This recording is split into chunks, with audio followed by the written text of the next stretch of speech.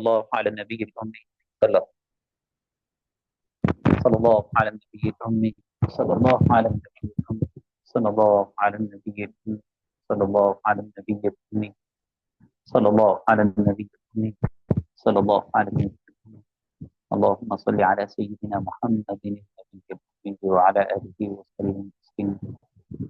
اللهم صل على سيدنا محمد النبي الأمي وعلى آله وسلم.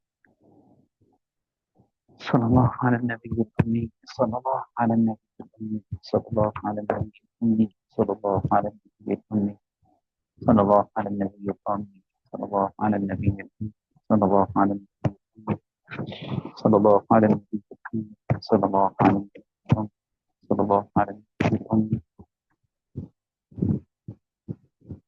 نحمده ونصلي ونسلم على رسوله الكريم اما بعد. ایک مسلمان کا اپنا آپ جاننا اتنا ضروری نہیں جتنا کہ رسول اللہ صلی اللہ علیہ وسلم کے بارے میں جاننا ضروری. ایک مسلمان کا اپنا آپ جاننا اتنا ضروری نہیں جتنا کہ رسول اللہ صلی اللہ علیہ وسلم کے بارے میں جاننا ضروری ہے. ایک مسلمان کا اپنا آپ جاننا اتنا ضروری نہیں جتنا کہ رسول اللہ صلی اللہ علیہ وسلم کے بارے میں جاننا ضروری ہے. آپ صلی اللہ علیہ وسلم کی اعلانیہ دعوت جو کہ 3 سے 10 سال تک ہے، اس کا کچھ خلاصہ اور کچھ حصہ کل کے سبق میں بیان کیا گیا تھا. آج انشاءاللہ وہیں سے آغاز کریں گے. اس سے پہلے جو 9 عنوانات ہیں ہمارے کہ آپ صلی اللہ علیہ وسلم کی پوری سیرت جو ہے وہ ان کے درمیان گھومتی ہے اور انہی کے درمیان رہتی ہے. 1 سال سے 12 سال تک کی عمر جو آپ صلی اللہ علیہ وسلم کی ہے وہ بچپن مبارک ہے، اور 12 سے 25 سال کی عمر ایک نوجوانی مبارک ہے، اور 25 سے 40 سال کی عمر ایک جوانی مبارک ہے. ہر شخص کے ساتھ یہی ایک سلسلہ ہے. اور اس کے بعد آپ صلی اللہ علیہ وسلم کی نبوت کی زندگی اور رسالت کی زندگی، اس کا آغاز ہوتا ہے 2 حصوں پر مشتمل ہے. مکہ میں 13 سال اور مدینہ میں 10 سال. مکہ مکرمہ کے 13 سال 3 حصوں میں تقسیم کیے جاتے ہیں. 1 سے 3 سال آپ صلی اللہ علیہ وسلم نے خاموش دعوت دی، اور 3 سے 10 سال اعلانیہ دعوت، اور 10 سے 13 سال آپ صلی اللہ علیہ وسلم کی بیرون دعوت ہے جو مکہ کے باہر بھی آپ صلی اللہ علیہ وسلم نے دی. مدینہ منورہ کے 10 سالوں کو بھی 3 حصوں میں تقسیم کرتے ہیں. 1 سے 6 سال، یعنی ابتدائی جو 6 سال مدینہ کے تھے وہ مشکلات کے سال تھے، استحکام ریاست کے سال تھے، مستحکم کرنا چاہتے تھے ریاست کو.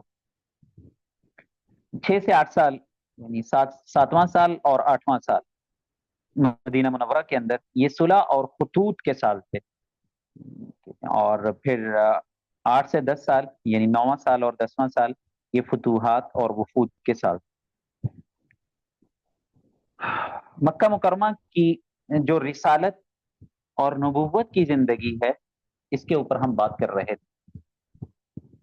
خاموش دعوت کے 3 سال مکمل ہو گئے تھے.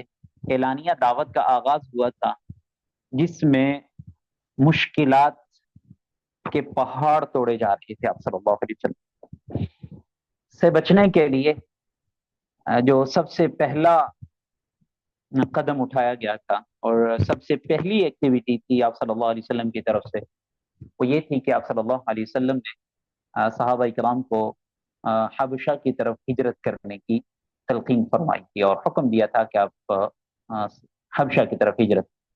اور اس کا تفصیلی واقعہ کل اس سبق میں الحمدللہ سے بیان ہوا. ایک اور مشکل جو آپ صلی اللہ علیہ وسلم پر آئی اور جس نے ہر فرد کو متاثر کر کے رکھی ہے، بنو ہاشم اور بنو عبد المطلب پر خاص طور پہ، اور پھر آپ صلی اللہ علیہ وسلم کے جو ماننے والے ہیں اور ایمان لانے والے ہیں آپ صلی اللہ علیہ وسلم پر، صحابہ کرام، ان کے اوپر جو ظلم کے پہاڑ ٹوٹے ہیں وہ ایک بیان کرنے کے قابل نہیں ہے. انسان کے اندر، ایک عام مسلمان اور نارمل ایک جو انسان ہے اور ذہن رکھتا ہے وہ کبھی بھی اس کو ایکسپٹ نہیں کرے گا کہ یہ کس قسم کا ظلم تھا اور کس قسم کی زیادتیاں تھیں۔ ان زیادتیوں میں سے ایک زیادتی آپ صلی اللہ علیہ وسلم کا سوشل بائیکاٹ ہے،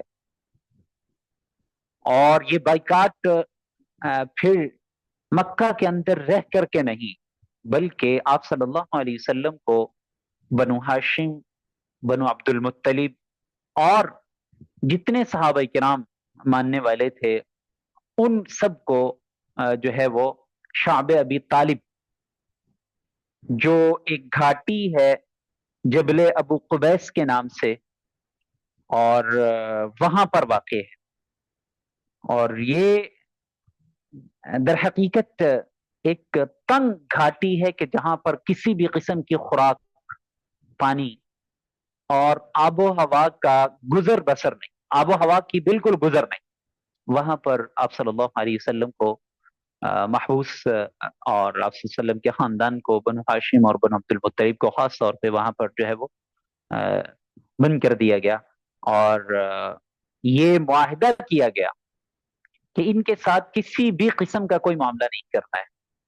سوشل بائیکاٹ، بول چال ختم، رشتے ناطے ختم، لین دین ختم، پھر اس کے علاوہ اور کیا کہ کوئی بھی ان کو نہ چیز خریدے گا ان سے، نہ کوئی چیز ان کو بیچے گا، یہاں تک کہ غلے کے بیچنے کے اوپر بھی پابندی لگا دی گئی۔ باہر سے لوگ آتے تھے انہیں بھی روکا جاتا تھا۔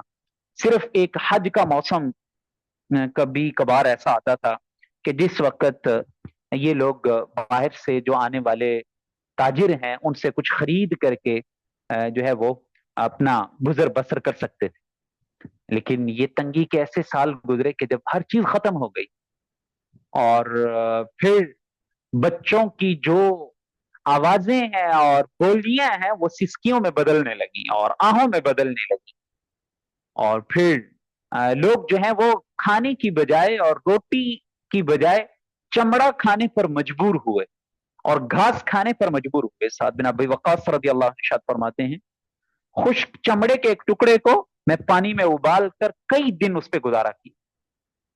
انسان کے لیے اس کو بولنا بہت آسان ہے، لیکن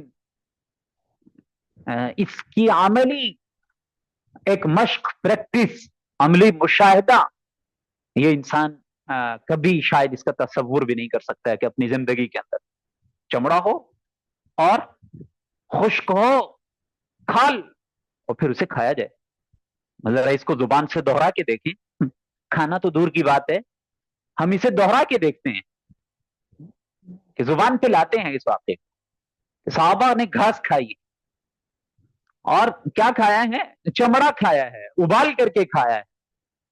یہ زبان پہ بات لانا انسان کے لیے مشکل ہو رہا ہے، چہ جائے کہ انسان یہ کھائے۔ اور پھر یہ کیوں تھا؟ یہ سب کیوں ہو رہا تھا؟ کیا خوب صورت انداز میں قرآن نے اس چیز کی گواہی دی ہے کہ یہ کسی ذاتی انتقام کی وجہ سے نہیں تھا، یہ کوئی ذاتیات کی جنگ نہیں تھی، یہ کوئی سرداری کی جنگ نہیں تھی، اور یہ جو ہے وہ لین دین کی کوئی جنگ نہیں تھی، لالچ کی جنگ نہیں تھی۔ کیا تھا؟ ان الذین فتنوا المؤمنین والمؤمنات، اور پھر اللہ ارشاد فرماتے وما نقموا منہم الا ان یؤمنوا باللہ۔ قصور کیا تھا؟ قصور ان کا یہی تھا، صرف ان یؤمنوا باللہ، اللہ پر ایمان لے آئے تھے، بس اللہ کو اپنا رب مان لیا تھا، اللہ کو ایک ایک ایک خدا مان لیا تھا، ہمارا بس معبود ہے تو صرف اللہ ہے، ایک معبود ہے۔ اور پھر کیا ہوا اس کے بدلے میں؟ فتن المؤمنین والمؤمنات، فتنے میں ڈال دیا گیا، آزمائش میں ڈال دیا گیا۔ اور پھر اللہ نے اس قرآن کریم کی آیات کے اندر صحابہ کا تذکرہ فرما، کس انداز میں بھوک، پیاس، شدت، بچوں کی آہیں، سسکیاں، اور پھر یہ یہاں تک بڑھی کہ 3 سال میں جس نے قریش کے معزز نوجوانوں کو بھی جھنجھوڑ کے رکھ دیا اور ان کے ضمیر کو جھنجھوڑا، اور وہ اس بات پر مجبور ہوئے کہ ہم اس معاہدے کو ختم کروا کے رہیں گے، یہ معاہدہ چلنے والا نہیں، یہ معاہدہ ختم ہو کر کے رہے گا. آخر ایسا ہونا تھا، کیوں نہ ہوتا؟ ایک اگرچہ ایمان نہ ہو، لیکن اللہ نے جسے عقل سلیم عطا کی ہو اور کچھ شعور عطا کیا ہو اور کچھ رحم ہو کسی شخص کے دل میں، تو پھر اس کا دل انسانیت کے ناطے جو ہے وہ پھٹتا ہے اور دیکھتا ہے کہ یہ کیا ہو رہا ہے ہمارے ساتھ. اسی دوران پھر چند نوجوان کھڑے ہوتے ہیں اور جن کے دل و دماغ کو بچوں کی سسکیوں نے ایک مرتبہ جھنجھوڑ کے رکھ دیا تھا اور ان کے کلیجے پھٹنے کو آ گئے تھے. ہشام بن عمر ہیں، مطعم بن عدی ہیں، ابو البختری بن ہشام ہیں، زمعہ بن الاسود ہیں، زبیر ہیں، جو کہ مکہ کے نوجوان، اور انہوں نے اس بات کا خفیہ طور پہ مشورہ کیا کہ ہم دار الندوہ پہنچیں گے اور ہر صورت میں جو لکھا گیا معاہدہ ہے اس کو ختم کروایا جائے گا، اور یہاں سے جو ہے بنو ہاشم اور بنو عبد المطلب اور جو ان کے ساتھ لوگ ہیں یہاں سے انہیں نکالا جائے گا. بالآخر یہ لوگ دار الندوہ پہنچے اور جا کر کے بتایا کہ ہم کسی صورت میں اس معاہدے کی پاسداری نہیں رکھ سکتے، ہم اس معاہدے کو توڑنے والے. اور یہ سارا قصہ پھر حضرت آپ صلی اللہ علیہ وسلم کے چچا جناب ابو طالب کے پاس پہنچتا ہے، تو انہوں نے بھی اس کو آگے بڑھایا اور کہا کہ آپ نے جو معاہدہ لکھا تھا، میرے بھتیجے یہ کہتے ہیں کہ اس کو دیمک چاٹ گئی، سوائے اللہ کے نام کے اس کے علاوہ سب کچھ ختم ہو چکا ہے. معاہدہ لکھ کر کے بیت اللہ کے اندر لٹکایا گیا تھا. تو اور یہ پھر چیلنج دیا گیا ان کی طرف سے، جناب ابو طالب کی طرف سے، اگر ایسا ہوا تو آپ انہیں چھوڑ دیجئے گا، اور اگر نہ ہوا تو وہ جھوٹے. تو اللہ کا کرنا ایسا ہوا کہ معاہدے کو دیکھا گیا اور واقعتاً بسمک اللہم، جو اللہ کا نام تھا وہ باقی تھا، اس کے علاوہ باقی سب کچھ ختم ہو چکا تھا. دیمک اسے چاٹ چکی تھی اور اللہ نے اپنے نام کی برکت ان قریشیوں کے دل و دماغ کے اندر پیوست کر دی کہ باقی رہے گا تو صرف اللہ کا نام رہے گا. رہتی دنیا تک ایک میسج اور پیغام چلا گیا کہ جس چیز پہ اللہ کا نام ہوگا اللہ اس کی حفاظت فرمائیں گے. اور انسانیت کے لیے آج بہت بڑا سبق ہے. اسی لیے تو اللہ نے ارشاد فرمایا ہے، مثل الذی، آپ صلی اللہ علیہ وسلم کا سوری ارشاد ہے، مثل الذی یذکر ربہ والذی لا یذکر ربہ مثل الحی والمیت، او کما قال علیہ الصلوۃ والسلام. اللہ اللہ کرنے والے زندہ کی طرح ہیں، ہمیشہ تر و تازہ ہیں، زندہ ہیں، اور جو اللہ کا نام نہیں لیتے بھول چکے ہیں، اور جن کی زبانیں خشک ہیں اور دل جو ہے وہ اس سے خالی ہیں اللہ کے ذکر سے. مثل الحی ومثل المیت، ان کی مثال مردہ کی ہے کہ وہ مردہ ہیں. اور یہ آپ صلی اللہ علیہ وسلم کا فرمان در حقیقت وہ ہمیں آج اس معاہدے کے اوپر نظر ڈال کے روز روشن کی طرح واضح ہوتا نظر آتا ہے. آپ کی زبان سے نکلی ہوئی ہر بات وہ اللہ نے اس کی لاج رکھی ہے، اور پھر وہ جو ہے وہ پورا کر کے اللہ رب العزت نے اسے دکھایا ہے. بہرحال اس کے علاوہ سب کچھ مٹ چکا تھا.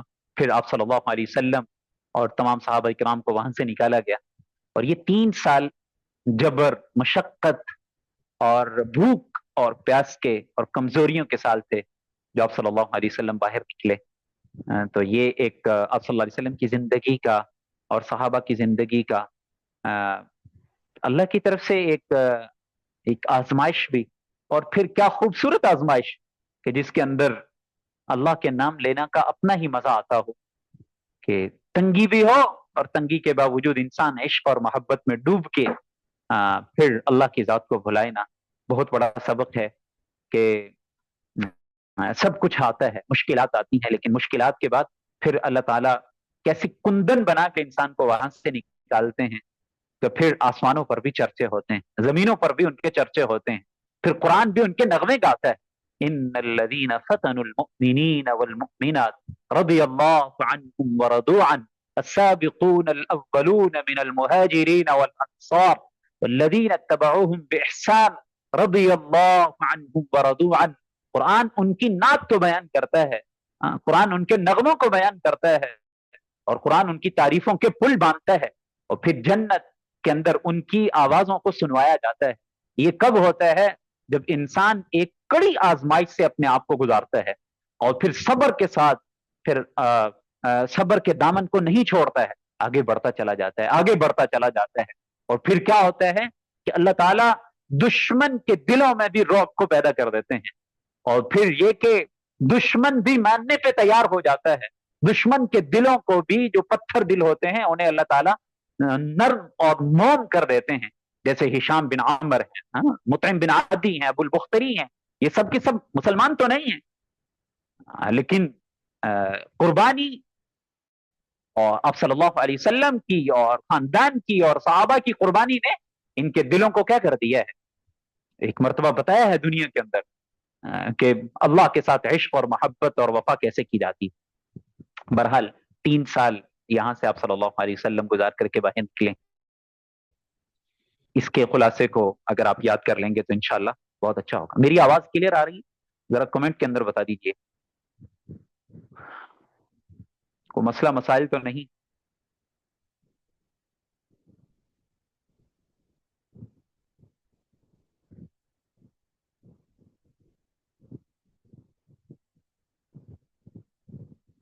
جزاکم اللہ.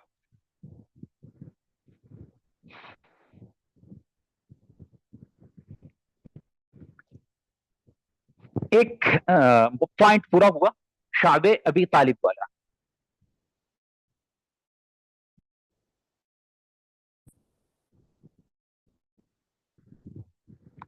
اس کے بعد اگلا پوائنٹ جو مین پوائنٹ ہے اس کی طرف آتے ہیں کہ آپ صلی اللہ علیہ وسلم کی نبوت کے 10 سال ہیں اور 10واں سال ہے. اسی سال بڑا سانحہ پہلے جناب ابو طالب کا انتقال ہے. ایک صاحبان اور ایک سہارا جو آپ صلی اللہ علیہ وسلم کو تھا، جو کہ کفار کے سامنے ایک دیوار تھے اور کہا تھا کہ آپ جو چاہیں کریں، میں آپ کے ساتھ ہوں. اور بہت بڑا آسرا ان کا انتقال ہوتا ہے، اور جو آپ صلی اللہ علیہ وسلم کے لیے ایک بہت بڑی تکلیف سے کم نہیں. آپ صلی اللہ علیہ وسلم کہہ رہے کہ چچا جان آخری وقت میں کہ آپ میرے کان میں ہی کہہ دیں لا الہ الا اللہ، تاکہ جو اتنی بڑی قربانیاں ہیں میرے ساتھ آپ کی، کل قیامت کے دن اللہ کے دربار میں انہیں پیش کر سکوں، اور یہ آپ کی دی ہوئی قربانیاں یا آپ کی ہوئی میرے ساتھ وفا یہ آپ کو جنت میں پہنچا سکے. لیکن بہرحال اللہ کو کچھ منظور ایسا تھا، اور انک لا تہدی من احببت ولکن اللہ یہدی من یشاء. وہ انسان چاہے کائنات کے سردار ہی کیوں نہ ہو، اللہ نے صاف الفاظ میں فرما دی کہ چاہت ان کی نہیں چلے گی، چاہت صرف اللہ کی چلے گی. جو اللہ چاہیں گے وہ ہوگا. آپ صلی اللہ علیہ وسلم چاہ رہے، لیکن چاہت کے باوجود اللہ کی طرف سے کچھ ایسا تھا کہ جب، اور دوسرا بڑا سبق کہ جب انسان کا دل مائل نہ ہو تو پھر اللہ کی طرف سے بھی ہدایت کے فیصلے نہیں ہوتے. خود اللہ تعالیٰ ارشاد فرماتے ان اللہ لا یغیر ما بقوم حتى یغیروا ما بانفسهم. اللہ نے تو نہیں مہر لگائی تھی، لیکن صرف چاہت کا نہ ہونا، اگرچہ محبت تھی، وفا تھی، سب کچھ تھا، لیکن میلان اپنا نہ تھا، اس لیے پھر کلمہ بھی آخری وقت میں نہ پڑھ سکے اور اسی طریقے سے دنیا سے رخصت ہو گئے. دوسرا بڑا سانحہ جناب آپ صلی اللہ علیہ وسلم کی زوجہ محترمہ سیدہ خدیجہ، سیدہ کائنات، امہات المؤمنین میں سے ایک، صلی اللہ علی النبی الامی، صلی اللہ علی النبی الامی، صلی اللہ علی النبی الامی. ایسا صدمہ جس نے آپ صلی اللہ علیہ وسلم کی روح کو ایک مرتبہ چیر کے رکھ دی اور حوصلے پست ہوئے، گویا کہ پہلا سہارا तसल्ली न रही, तसल्ली देने वाली जो थी वो खत्म हो गई, एक मददगार जो थी, एक मदद जो थी वो पुश से वो खत्म हुई। तो ये दूसरा बड़ा सानिया आप सल्लल्लाहु अलैहि वसल्लम के लिए था। और अल्लामा ज़रक़ानी रहमतुल्लाह अलैह ने इसको खूबसूरत अंदाज में लिखा है कि मुस्कुरा रहे थे हजरत खदीजा रज़ी अल्लाह अन्हा, आप सल्लल्लाहु अलैहि वसल्लम उनकी आंखों में देख रहे थे आखिरी वक्त में, तो मुस्कुराते हुए कहा, ए मोहम्मद, आप, मैंने आपकी सारी जिंदगी आपका साथ दिया है और आज आखिरी बार आपका चेहरा देखकर जा रही हूं। इसके बाद खामोशी छा गई, आप सल्लल्लाहु अलैहि वसल्लम की आंखों में आंसू आ गए। अल्लाह अकबर। और आप सल्लल्लाहु अलैहि वसल्लम का हमेशा के लिए साथ खत्म हो गया। इस्लाम की सबसे अजीम औरत दुनिया से आज रुखसत हो गई। ये दूसरा बड़ा सानिया था आप सल्लल्लाहु अलैहि वसल्लम के लिए। इसी वजह से आप सल्लल्लाहु अलैहि वसल्लम के लिए इस साल को आमुल हुज़्न का साल करार दिया गया कि गम ही गम, गम ही गम, एक गम के बाद दूसरा गम, एक गम के बाद दूसरा गम। और फिर तीसरा गम इसके बाद आता है, जो आप सल्लल्लाहु अलैहि वसल्लम के बेसहारा हुए। मक्का के अंदर अब कोई बात सुनने वाला नहीं, बेसहारा हो चुके हैं। तो फिर इरादा किया कि अब मुझे मक्का से बाहर के लोगों को भी दावत पहुंचानी चाहिए। तो आप सल्लल्लाहु अलैहि वसल्लम ने ताइफ का इरादा किया। मक्का से 90 किलोमीटर दूर एक पहाड़ों में घिरी हुई और जिसकी हवा में एक ठंडक है, ताइफ की एक बस्ती थी, ठंडा इलाका और सरसब्ज और शादाब इलाका था, जहां बनु सकीफ आबाद थे। तो आप सल्लल्लाहु अलैहि वसल्लम ने इरादा किया कि उनका लेन देन और रिश्तेदारियां और कुछ जमीनें मक्का वालों की वहां पर हैं, आते जाते हैं, तो आपस में एक ताल्लुक है। तो मैं मक्का क्या हूं, जब वहां जाऊंगा तो हो सकता है मेरी बात को सुना जाए और मेरी बात को कबूल कर लिया जाए। तो आप सल्लल्लाहु अलैहि वसल्लम वहां पहुंचे, पैदल सफर करते हुए, गर्मी की शिद्दत, रेत की तपिश है, और हजरत ज़ैद बिन हारिसा रज़ी अल्लाह अन्हु आप सल्लल्लाहु अलैहि वसल्लम के साथ हैं। वहां आप सल्लल्लाहु अलैहि वसल्लम ने जाकर के 3 सरदारों से बात की और कहा कि अल्लाह का रसूल हूं और आपको एक नजात की तरफ बुलाता हूं, दावत देता हूं, आप अल्लाह की तरफ आए। और जैसा ही ये कहना था तो मुख्तलिफ किस्म के हमले आप सल्लल्लाहु अलैहि वसल्लम पे किए गए। जैसा कि मैंने कल अर्ज किया था कि किसी की बात को झुटलाना हो या किसी के मिशन को आपने खत्म करना है, तो उसके लिए चंद हरबे होते हैं। उन हरबों में एक हरबा जो होता है उसकी तहकीर और तजलील का होता है, उसका मजाक उड़ाया जाए, तमस्खुर किया जाए उसके साथ, तहकीर की जाए उसके साथ। यहां पर इन तीनों सरदारों ने यही तहकीर वाला जो रवैया है वो आप सल्लल्लाहु अलैहि वसल्लम के साथ अपनाया। कहा कि क्या तुम नबी हो, अल्लाह के अलावा तुम्हें कोई और नबी नहीं मिला? नऊज़ुबिल्लाहि मिन ज़ालिक। और एक ने कहा कि अगर वाकई तुम नबी हो तो मैं आपसे बात नहीं करता, इसलिए कि अगर आप नबी हैं, मैं बात करूंगा तो मैं नहीं मानूंगा तो मैं अजाब के अंदर मुब्तला हो जाऊंगा। और अगर आप नबी नहीं हैं और फिर अपने आप को नबी कह रहे हैं तो नाउजुबिल्लाह आप झूठे हैं, और मैं किसी झूठे से बात नहीं करना चाहता। ये तंज और ये मजाक आप सल्लल्लाहु अलैहि वसल्लम के दिल पर एक तीर बन के पैवस्त, तीर था, उनसे कम न थे। और फिर वो लोग इस पर बस नहीं करने लगे। उन्होंने आप सल्लल्लाहु अलैहि वसल्लम के साथ का जो अगला रवैया है वो एक जालिमाना और तशद्दुद का रवैया अपनाया। पत्थरों की बारिश, और फिर उसके साथ साथ बच्चों को पीछे लगा दिया और कहा कि इन पर पत्थर बरसाते रहे। आप सल्लल्लाहु अलैहि वसल्लम पर पत्थर पड़ते रहे और आप सल्लम चलते रहे।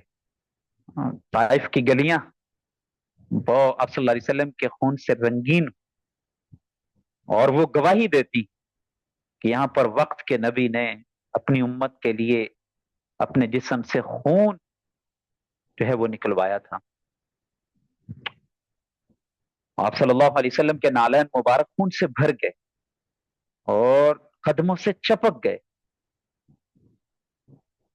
आप सल्लल्लाहु अलैहि वसल्लम गिरते, उठते, बैठते, چلتے جا رہے تھے. حضرت زید بن حارثہ آپ صلی اللہ علیہ وسلم کو سہارا دیتے ہوئے جا رہے ہیں. بالآخر آپ صلی اللہ علیہ وسلم ایک باغ جو قریشی سردار تھے، عتبہ اور شیبہ ان کا باغ تھا، وہاں جا کر آپ صلی اللہ علیہ وسلم نے پناہ لی اور وہاں تشریف فرما ہوئے. اور یہ دونوں سردار آپ صلی اللہ علیہ وسلم کو دیکھ رہے تھے، اور اتنے تشدد آپ صلی اللہ علیہ وسلم پر اور اتنا خون کہ اس خون نے عتبہ اور شیبہ کو بھی رلایا ہے، اور وہ بھی افسوس کرنے پر مجبور ہوئے کہ ہائے محمد صلی اللہ علیہ وسلم کے ساتھ یہ کیا کر دیا ہے، اتنا ظلم، اتنی زیادتی. اور پھر اپنے غلام، جو نصرانی ایک غلام تھا جس کا نام عداس ہے، اسے انگور دے کر کے بھیجا اور کہا کہ انہیں جا کر کے کہنا کہ آپ کو ایک رشتہ داری کی قسم کہ آپ انہیں ہماری اس اکرام کو اور ہماری اس مہمان نوازی کو ٹھکرائیے گا، ضرور قبول کر لیجیے. آپ صلی اللہ علیہ وسلم نے قبول کیا اور قبول کر کے کہا بسم اللہ، یہ کہہ کر کھانا شروع کیا. اور جو غلام، نصرانی غلام تھا عداس، حیران ہوا اور کہا کہ یہاں بسم اللہ، یہ لوگ یہاں یہ کلمے تو نہیں بولتے، یہ تو ہمارے جو ہے وہ علاقے کے کلمے ہیں اور ہمارے نبی وہ بولا کرتے تھے. بہرحال آپ صلی اللہ علیہ وسلم نے انہیں بتلایا کہ کہاں کہ وہ نینوا کے ہو. انہوں نے بتایا میں نینوا کا ہوں. بلکہ آپ صلی اللہ علیہ وسلم نے انہیں کہا کہ آپ تو ایسے شہر کے ہیں جہاں میرے بھائی یونس جو ہے وہ اللہ کی طرف سے مبعوث کیے گئے تھے. اور پھر عداس کے دل کے اندر ایمان گھر کر چکا اور دروازہ کھولا اور پہلی کرن ایمان کی آپ صلی اللہ علیہ وسلم کی طرف سے ان کے دل کے اندر منتقل ہوئی. آپ صلی اللہ علیہ وسلم وہاں سے اٹھے اور اٹھ کر کے واپس چلے، اور چلتے چلتے آپ صلی اللہ علیہ وسلم وادی نخلہ کے اندر پہنچے، جو مکہ سے تقریباً 40 سے 50 کلومیٹر کے فاصلے پر ہے.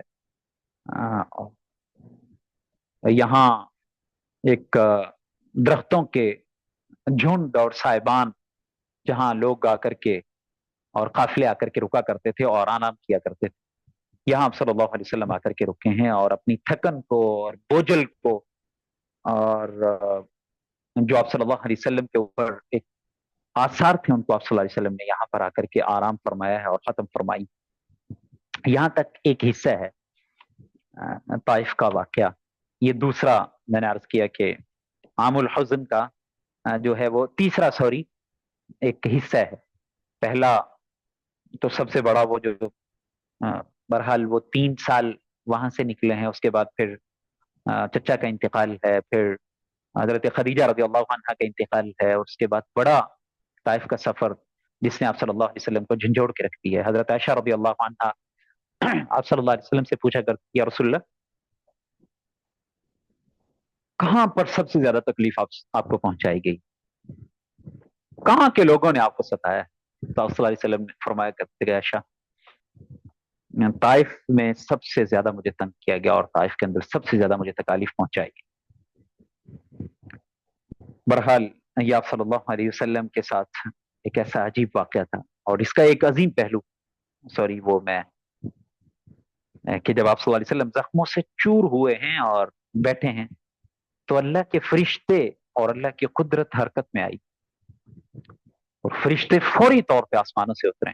جبرائیل علیہ الصلوۃ والسلام، یا رسول اللہ میرے ساتھ یہ فرشتہ ہے، آپ حکم فرمائیں 2 پہاڑوں کو آپس میں ملاؤ اور جیسے چکی میں آٹا پیسا جاتا ہے ایسے انہیں پیس کے رکھو، آپ حکم فرمائیے یا رسول.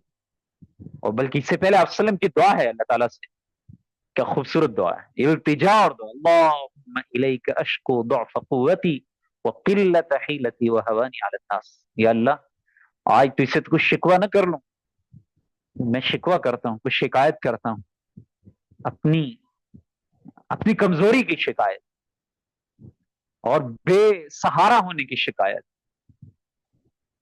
اور لوگوں کے سامنے میرا اس طریقے سے پیش ہونا کہ لوگ مجھے میری تحقیر کر رہے ہیں، اس کی شکایت آپ سے کرتا ہوں۔ پھر ساتھ ہی ساتھ میں اللہ تعالیٰ سے فرما رہے ہیں، یہ اپنی طرف سے ایک شکایت ہے، اور پھر امت کو سبق دیا کہ اکیلی شکایتیں نہیں کرتے رہنا اللہ سے، اکیلی شکایتیں نہیں اللہ سے کرتے رہنا۔ یا اللہ، اگر آپ اس حالت میں مجھ سے خوش ہیں تو پھر مجھے ان تکلیفوں کی کوئی پرواہ نہیں۔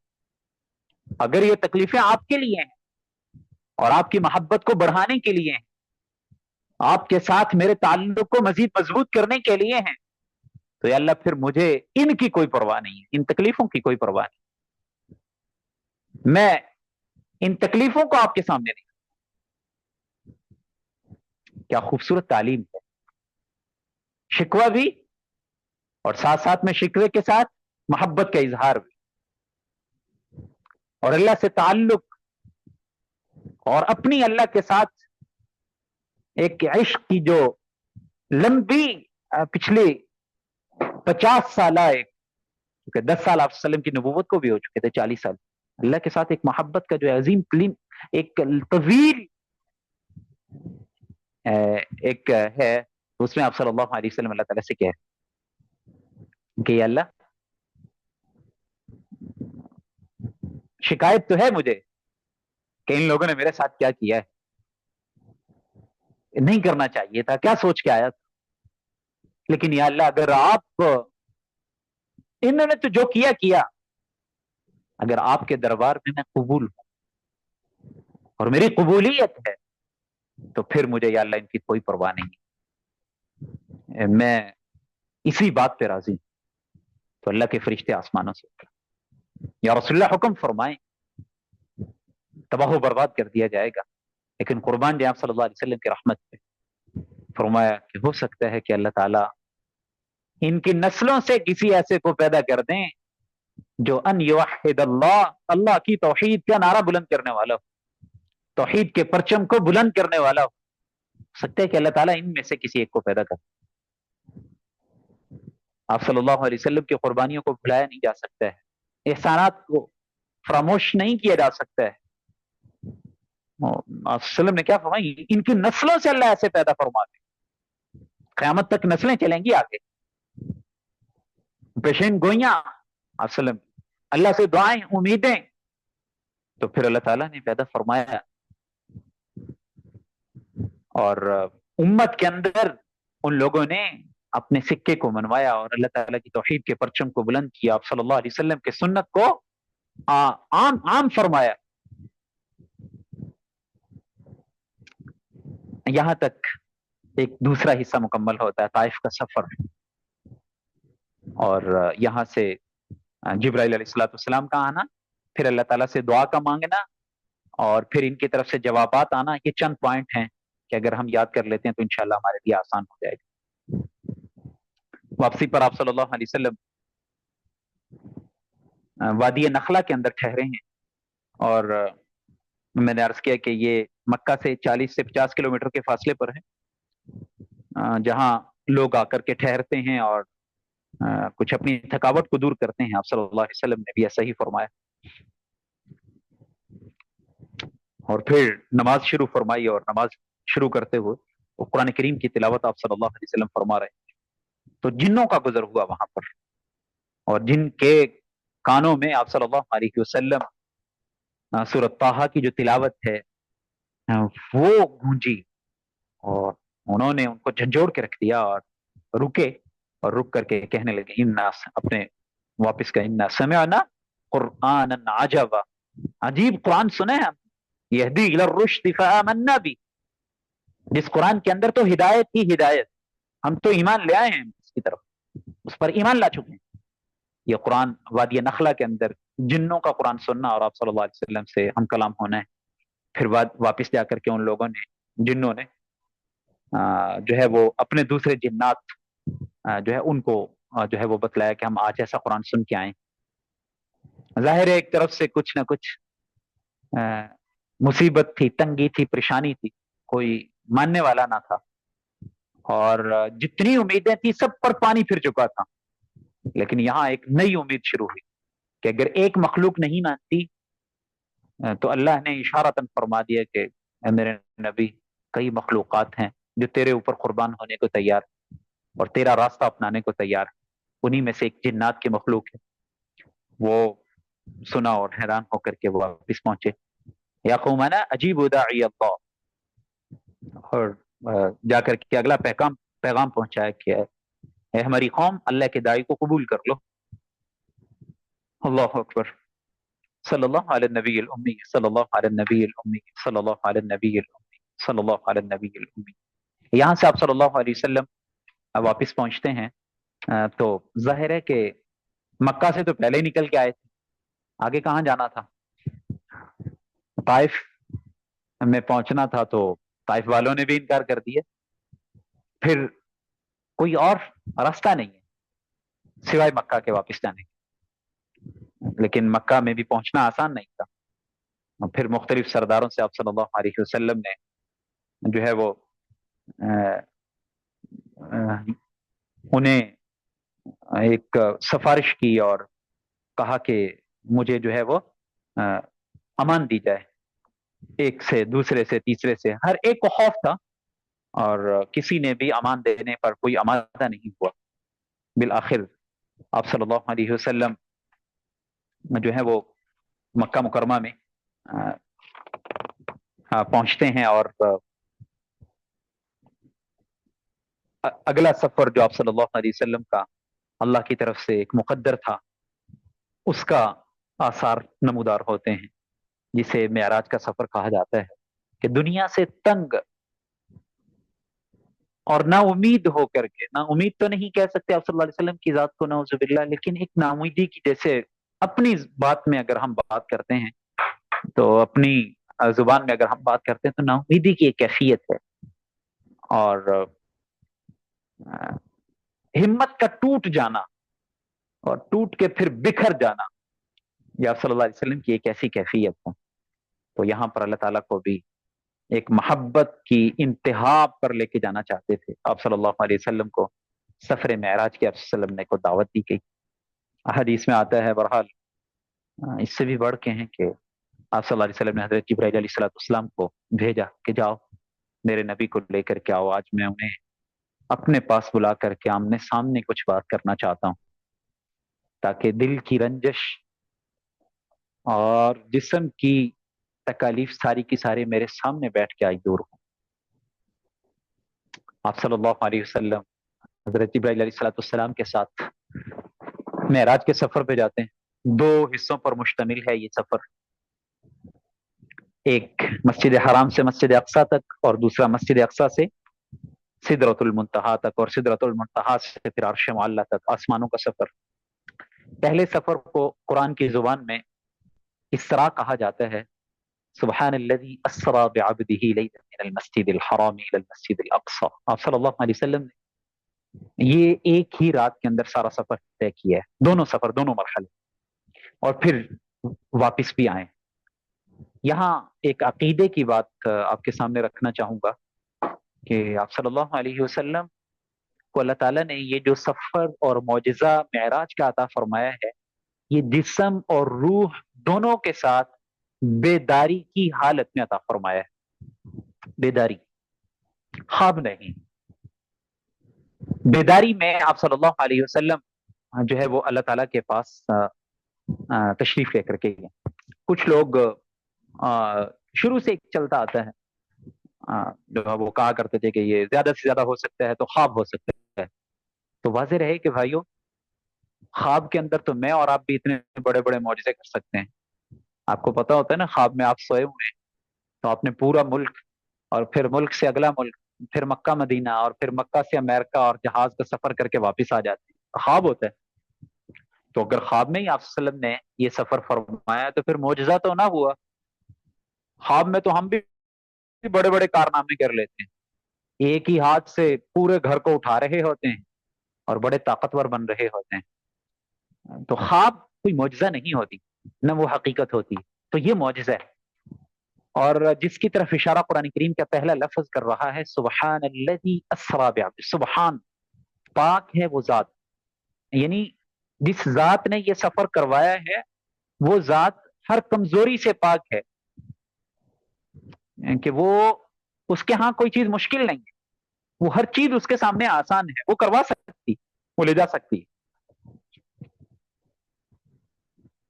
آپ صلی اللہ علیہ وسلم کو اس سبحان ذات نے پہلے مسجد حرام سے مسجد اقصی تک کا سفر کروایا، بیت اللہ کے اندر لا کر کے آپ صلی اللہ علیہ وسلم کا شق صدر کیا گیا اور نور بھرا گیا، سینہ مبارک چاک کر کے دل کو نکالا گیا اور زمزم سے دھویا گیا، اور آسمانی جو ہے وہ تشت، ایک ٹرے لائی گئی اور اس کے اندر نور تھا جو آپ صلی اللہ علیہ وسلم کے سینہ مبارک کے اندر منتقل کیا گیا، تاکہ اوپر والے جہاں کو جب آپ صلی اللہ علیہ وسلم دیکھیں تو اس کے لیے اپنے آپ کو تیار کر سکیں اور کیپیسٹی ہو سکے آپ صلی اللہ علیہ وسلم کے اندر۔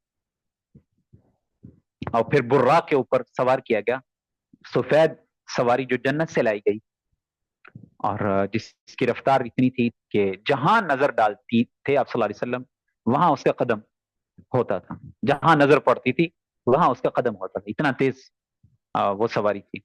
اور آپ صلی اللہ علیہ وسلم کا یہ سفر ہوا گیا یثرب کی طرف۔ چند مقامات آتے ہیں، پہلے آپ صلی اللہ علیہ وسلم کو حضرت جبرائیل علیہ السلام نے فرمایا کہ یہاں اتریں، اور یہ یثرب ہے، آپ صلی اللہ علیہ وسلم نے خود فرمایا کہ کھجوروں کے باغات تھے، اور فرمایا کہ یہ آپ کے ہجرت کا مقام ہے، نفل ادا کیے گئے۔ پھر اس کے بعد آگے موسیٰ علیہ السلام کے پاس، اور دیکھا کہ وہ کھڑے اپنی قبر مبارک کے اندر نماز پڑھ رہے ہیں۔ یہ انبیاء علیہ السلام کو قبر کے اندر بھی جو ہے وہ یہ شرف حاصل ہے، چونکہ یہ محبت کی ایک علامت ہے، وہاں عبادت کے لیے نہیں بلکہ محبت اور جو جنت کے اندر ایک چاہت ہوتی ہے کہ مجھے یہ نعمت ملے، تو وہ اللہ تعالیٰ نعمت دینے کے طور پہ انبیاء علیہ السلام کو جو ہے وہ نماز کی جو ہے وہ نعمت عطا فرماتے ہیں۔ یصلون فی قبورہم، انبیاء اپنے قبروں کے اندر جو ہے وہ نماز ادا فرماتے ہیں۔ بہرحال اس کے بعد پھر آگے مختلف مقامات کی سیر کرتے ہوئے رکتے ہوئے آپ صلی اللہ علیہ وسلم پہنچے ہیں مسجد اقصی میں، اور مسجد اقصی کے اندر آپ صلی اللہ علیہ وسلم نے براق، حضرت جبرائیل علیہ السلام نے براق کو اس پتھر کے ساتھ باندھا ہے۔ مختلف قسم کی روایات ہیں کہ خود انہوں نے انگلی کے ساتھ سوراخ کر دیا یا پہلے سے سوراخ تھا، بہرحال وہاں پر باندھی گئی۔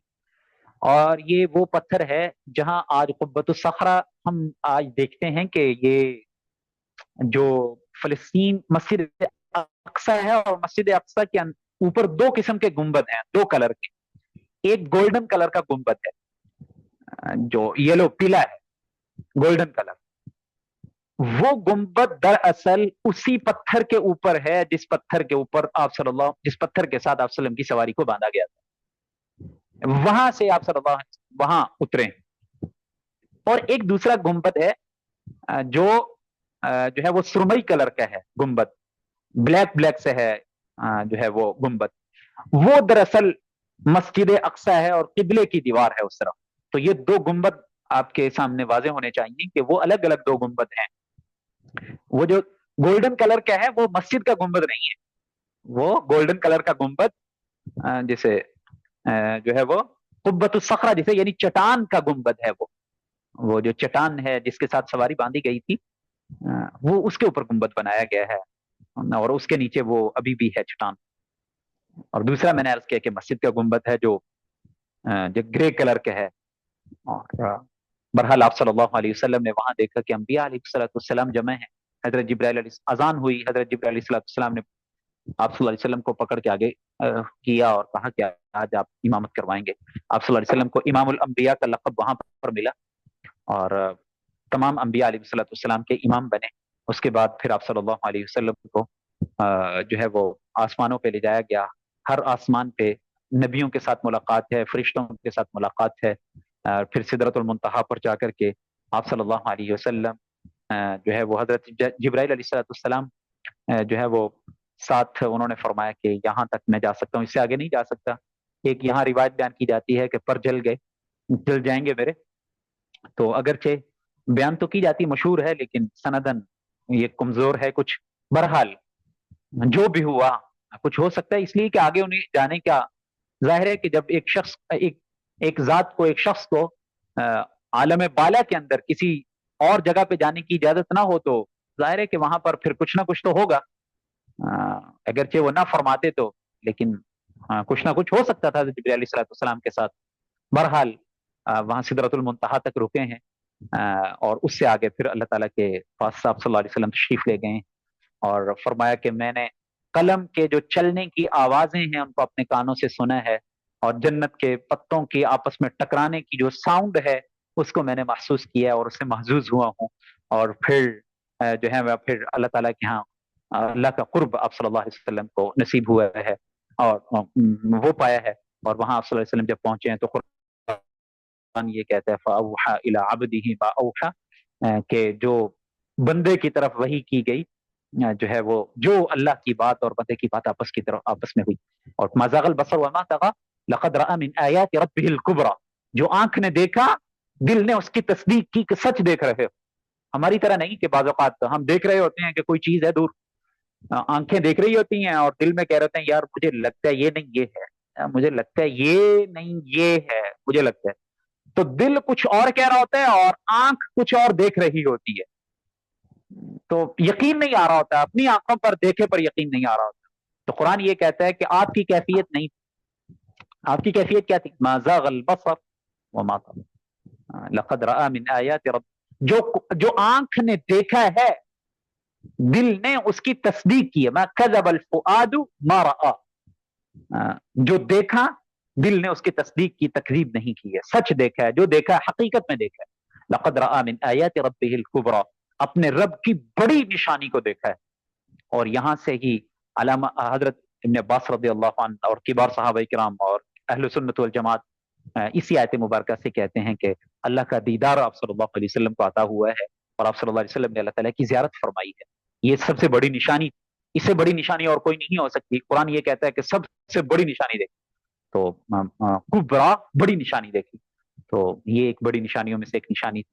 اللہ تعالیٰ کے ساتھ ہم کلامی ہے اور ہم کلام ہونے کے اندر بہت سے مفسرین نے, اگرچہ روایت سندن مرسل ہے اور منقطع ہے, لیکن بہت سے مفسرین نے کہا کہ اللہ تعالیٰ کے دربار میں صلی اللہ علیہ وسلم نے یہ الفاظ پیش کیے, تحیات للہ والصلوات والطیبات, میری قولی عبادت, میری بدنی عبادت, میری بالی عبادت. یا اللہ جو بولوں گا, جو ہاتھ سے کروں گا اور جو مال سے کروں گا, خرچ کروں گا, سب للہ تیرے لیے ہوگا یا اللہ, کسی اور کے لیے نہیں ہوگا. میری زبان, میرا ہاتھ, میرا جسم اور میرا مال, یا اللہ سب تیرے لیے ہوگا, کسی اور کے لیے نہیں. یہ تین قسم کے تحفے اور جو آپ صلی اللہ علیہ وسلم دنیا سے لے کر کے گئے, یہ اللہ کے دربار میں آپ صلی اللہ علیہ وسلم نے پیش کیے. اور پھر اللہ تعالیٰ نے بھی تین عطا فرمائے اس کے بدلے میں. السلام علیکہ ایھا النبی ورحمۃ اللہ وبرکاتہ, میرے نبی تجھ پر بھی تین چیزیں ہیں. السلام علیکم, سب سے پہلے میری طرف سے سلام. ورحمۃ اللہ, میری رحمت ہی رحمت ہے تیرے اوپر.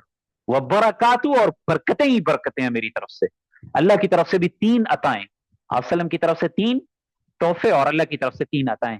یہ بہت سے مفسرین نے اور کبار مفسرین نے اور میں اس کو نقل فرمایا ہے اور اللہ تعالیٰ کی طرف سے. اور پھر آپ صلی اللہ علیہ وسلم کی رحمت پہ قربان جائیں کہ آپ صلی اللہ علیہ وسلم وہاں پر بھی بھولے نہیں ہیں اور کہا یا اللہ میں تو اکیلا نہیں سلامتی لے سکتا, اور میں اکیلا, میرے اوپر رحمت, میرے اوپر تو رحمتیں کی بارش ہے. رحمت ہی تو میرے لیے تھی دنیا میں, اور رحمت کس کے لیے ہے؟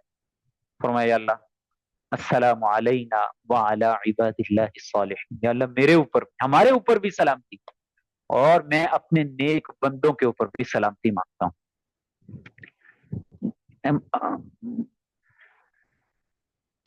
یہ الگ بات ہے کہ یہ وہاں کا ہے یا نہیں ہے, لیکن التحیات کے مضمون پہ اگر ہم غور کرتے ہیں, اور خاص طور پہ السلام علینا وعلی عباد اللہ الصالحین, کیا کتنا بڑا احسان ہے اللہ کی طرف سے, آپ صلی اللہ علیہ وسلم کی طرف سے. کتنا بڑا احسان, کتنا بڑا احسان کہ آپ صلی اللہ علیہ وسلم نے ہمیشہ قیامت تک آنے والے نمازی اور مومن ایمان والے بندوں کو اپنے سلام کے ساتھ جوڑ دی, اپنی طرف سے. آپ وسلم کی طرف سے سلام, السلام علینا, اللہ کی طرف سے سلام.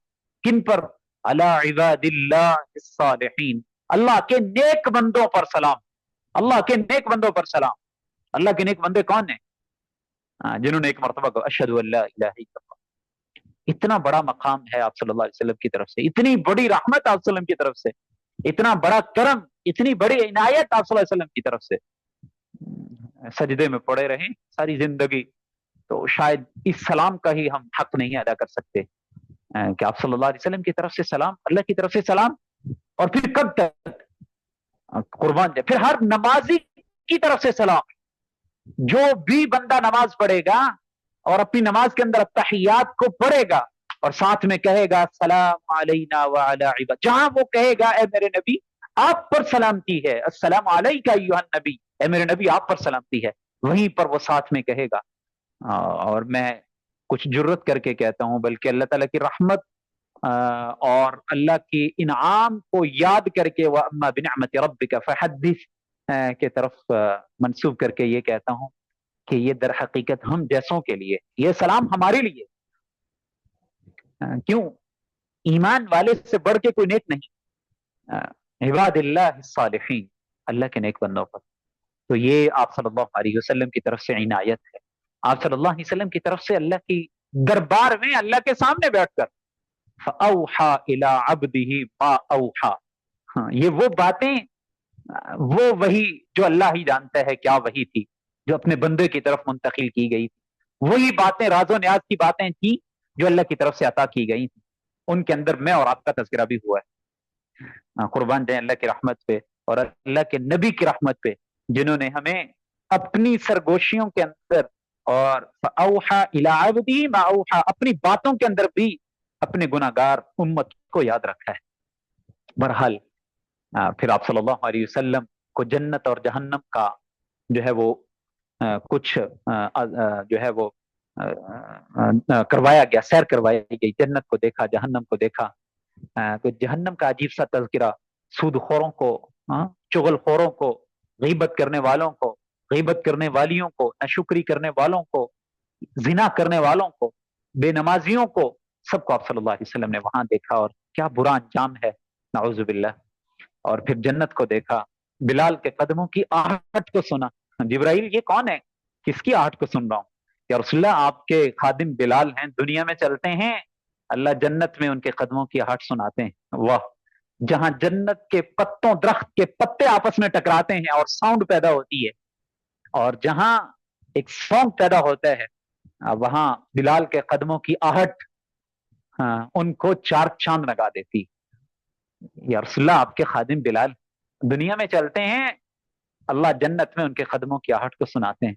واہ یا بلال، قربان آپ کی ذات پہ ہے بلال، دنیا کا کچھ نہ لے کر کائنات کا سب کچھ اپنے نام کروا لیا آپ نے۔ رضی اللہ عنہم ورضوا، رضی اللہ، اللہ آپ سے راضی ہو گیا اور آپ اللہ سے راضی ہو گئے۔ واہ بلال، اللہ تعالیٰ آپ پر کروڑوں رحمتیں نازل فرمائے، جنہوں نے محبت کی داستاں صرف سنائی نہیں ہے، دکھائی ہے۔ عشق کیا ہوتا ہے اپنی ذات سے دکھایا ہے، محبت کیا ہوتی ہے، وفا کیا ہوتی ہے، بلال نے کر کے دکھائی، صرف زبان سے نہیں کہا یا رسول اللہ جو آپ کہیں گے مانوں گا، کر کے دکھایا ہے کہ جو کرنا چاہتے ہو کر لو۔ جس زبان سے ایک مرتبہ نبی کے کلمے کو پڑھ لیا ہے، جس زبان سے ایک مرتبہ محمد ادا ہو گیا ہے، اس زبان پہ کبھی لات اور عزا کا نام نہیں آ سکتا ہے۔ جس زبان پہ ایک مرتبہ اللہ کا نام آ گیا ہے، وہ زبان ابھی کبھی لات اور عزا کو نہیں پکار سکتی ہے، وہ کبھی ابو جہل کے جو پیشانی اللہ کے سامنے جھک گئی ہے، وہ بلال نے اس پیشانی کو ہمیشہ کے لیے ان ابو جہل اور بڑے بڑے سرداروں کے سامنے جھکانے سے پاک کر لیا تھا۔ یہ وہ بلال ہے، دنیا میں چلتے ہیں، اللہ جنت میں ان کی آہٹ کو، آواز کو سناتے ہیں۔ بتایا ہے اللہ نے، ایسے قدردان میں قدردان ہوں۔ ما يفعل الله بعذابكم ان شکرتم وآمنتم وكان الله شاکرا علیما، اللہ خود ارشاد فرماتے ہیں کہ مجھے کیا ہے کہ میں آپ کو بلا وجہ ہی عذاب کے اندر مبتلا کر دوں، کیوں؟ میرے نبی آپ کے درمیان ہے، میرے نبی کے ہوتے ہوئے آپ پر عذاب آ جائے، ان شکرتم، اور پھر تم شکر گزار بھی ہو، مجھ پر ایمان لے آؤ، ہاں اگر ایمان لے آؤ گے اور مان لو گے کان اللہ شاکرا علیما، پھر مجھے بھی شکر قدردان پاؤ گے، قدر کرنے والا پاؤ گے۔ دنیا میں چلو گے تو جنت کو سناؤں گا کہ صرف تیرے اندر ہی نغمے اور گیت نہیں گائے جاتے، जन्नत सिर्फ तेरे अंदर ही ऐसा नहीं कि तू अपने अंदर ही सब कुछ लिए हुआ हो, नहीं, तुझे मुजयन करने के लिए बिलाल दुनिया में चलेगा और यहाँ साउंड और यहाँ आवाज जन्नत के अंदर उसकी सिखाई जाएगी। बहरहाल ये उस जज्बाती से अल्फाज हैं, ये तो अपनी तरफ से कुछ लेकिन कदर की है। आप सल्लल्लाहु अलैहि वसल्लम ने पूछा, बिलाल गया था मैं, जन्नत की सैर की है, अ, इधर चल रहे थे, उधर आवाज आ रही, ये क्या बात है, क्या करते हो? फरमाया, या रसूलल्लाह क्या करना है, बस हमेशा पाक रहता हूँ, जब वुजू टूट जाता है वुजू कर लेता हूँ, और फिर जो हो सकता है, जितनी हो सकते हैं अल्लाह ताला के जो है वो सामने झुक जाता हूँ, और मैं वो है वो कर लेता हूँ, सजदा रेज हो जाता हूँ, कुछ चंद चंद रखते अदा कर लेता हूँ। ये आप सल्लल्लाहु अलैहि वसल्लम के मेराज का सफर वापस तशरीफ लाए। कुफार ने इनकार किया, सिद्दीक अकबर रजी अल्लाह ने फरमाया कि अगर ये सारी बातें कि मैं गया था, अक्सा को देखा, जन्नत को देखा, जहन्नम को देखा, अल्लाह से आया, ये सारी बातें अगर मेरे नबी कह रहे हैं तो फिर वो सच कह रहे हैं।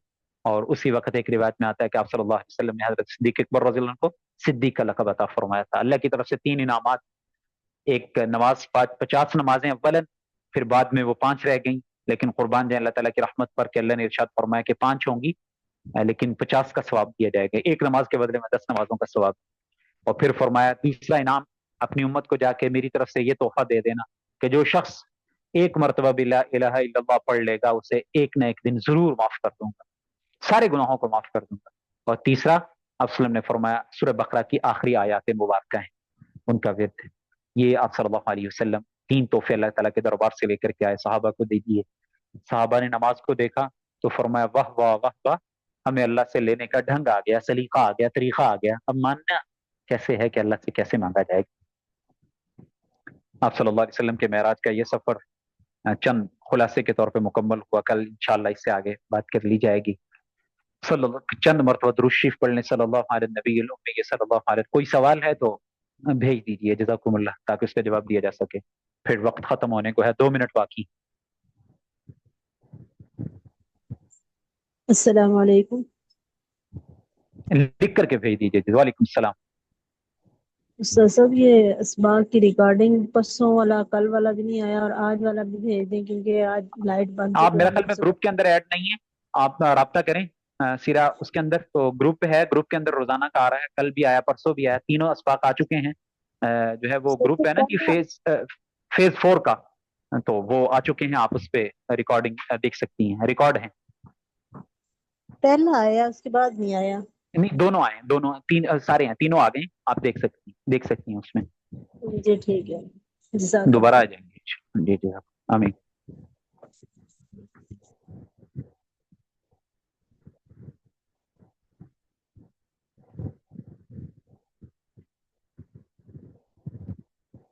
जी भेज दी जाएगी इंशाल्लाह, रिकॉर्डिंग आ जाएगी। आप मेरा ख्याल में सारे के सारे ग्रुप के अंदर हैं, जो जो है बैच 4 का ग्रुप है, सीरत ग्रुप है बैच 4, उसको देखिएगा। उसके अंदर अगर ऐड हैं तो इंशाल्लाह आपको सारी की सारी वो मिल जाएगी, रिकॉर्डिंग मिल जाएगी उसके अंदर। सल्लल्लाहु अलैहि नबी उम्मी। कल नमाज का था।